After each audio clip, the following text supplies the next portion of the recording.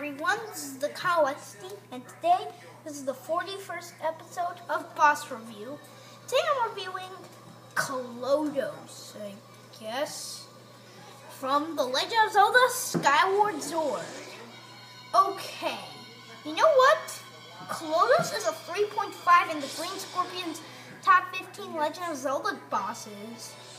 No offense, but the fight? Awesome! So you're fighting a giant statue, and I say it's great like the mice. Klodos and the mice are the greatest Skyward Sword bosses. First, the fight.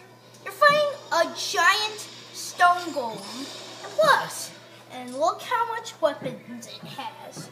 It grows legs when you take it to low HP, but the thing that keeps this a 10 out of 10 is how great the battle is. So, technically it has a lot of arms, but then it grows legs, and man, does Klodos' design looks bad butt.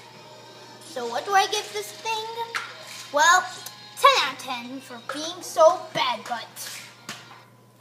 I'm the Galaxy, and that was it.